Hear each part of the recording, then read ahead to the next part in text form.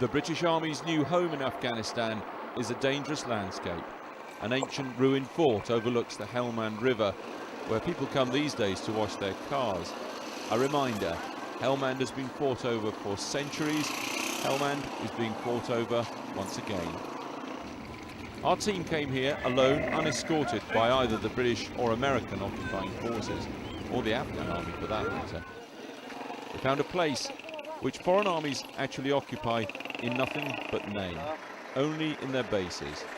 By day, the Afghan armed police are present in the city of Ashgabat. But after dusk and out in the countryside, others control life here, the resurgent Taliban. Dr. Abdul Haidari knows all about the Taliban threat.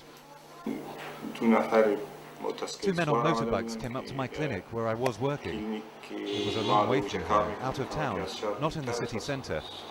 They went up to the guards there and told them to close the clinic, to shut it down. So the doctor works now only in town. Other clinics have been threatened. Teachers have been killed. 16 schools burned down in this province alone. 165 across Afghanistan in a concerted Taliban campaign. Our team, at this point, receive a tip-off that another school is ablaze not far away. They arrive to find the roofless building of the school still in flames, and they start filming. Moments later, the translator yells, "They're coming, the Taliban, get the camera down."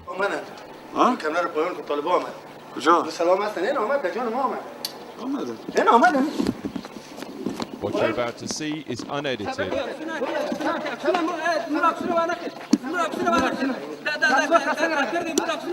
The Talibs are pumped up. They've just burnt down the school. Now they're threatening to shoot our team.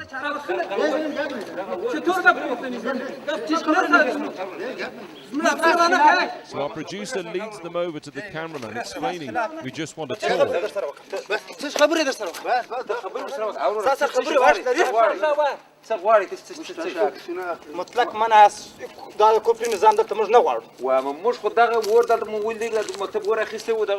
the Talibs will not be calmed down easily. They are furious, perhaps at being discovered.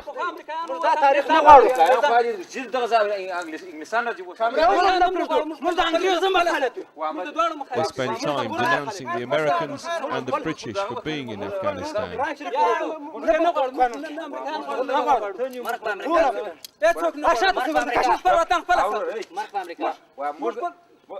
they're repeatedly concerned about being filmed.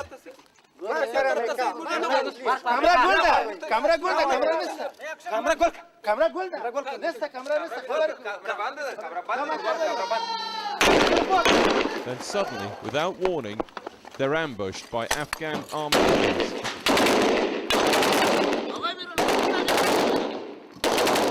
Our team runs for cover inside the burning school.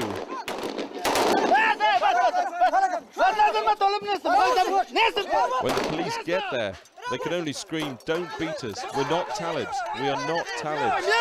But the producers repeatedly hit, cracking several ribs.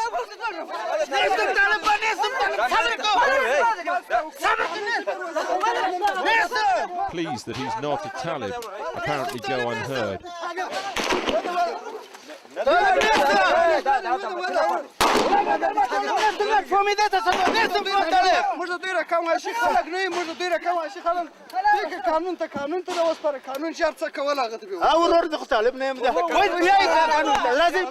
in the background, the police begin laying into another Talib who has been arrested.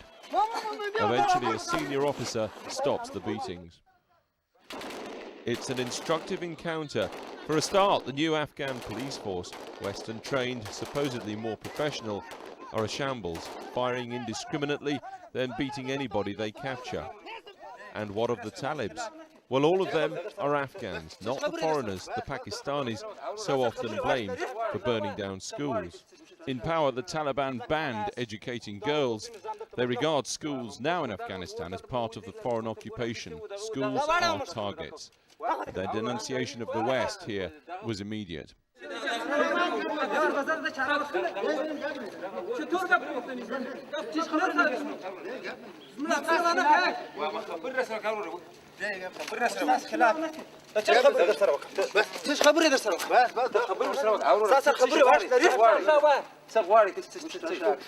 مطلق منع دا کوپری نظام دلته موږ نه غواړو و موږ خو دغه ور د ویلډینګ د مکتب ور اخیسته و دغه دا واړه موږ او تاریخ په نه دغه پر موږ دا تاریخ نه غواړو چې دغه ځای انګلیسان راځي و موږ د انګریزو مخالف یو موږ د دوړو مخالف یو موږ د ګورو مخالف موږ خو دغه وطن موږ نه غواړو نه امریکایان غواړو مرګ په امریکا هیڅوک نه غواړي پر وطن خپل مرګ په امریکا و موږ پر وطن خپل څنګه ده موږ څنګه کړو یو طرف ته سي طرف ته سي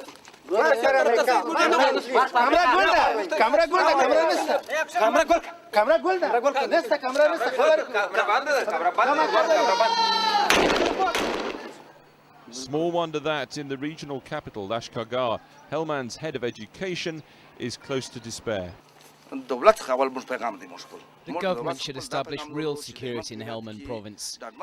If it doesn't happen, well, we've already had 16 schools burned here. It could be 40 or 45. I'm convinced more schools will be shut. Obviously, Helmand province needs security. It just doesn't exist at all. The Taliban are also encouraging opium growing, and the fields of poppy are sprouting everywhere here. Growers like Mohammed Majid support burning down the schools. He says at least my kids can help in the fields again. And anyway, all the government wants to do is destroy our poppy. We put a lot of effort in, but the government comes and wrecks it all, and we get no benefit from them. If the government really wants to help us, they should do it in other ways, like giving us alternatives, like warehouses for our wheat and things like that. And those alternatives had better arrive here soon, or support for the growing Taliban insurgency will only strengthen. Alex Thompson, Channel 4 News, Helmand.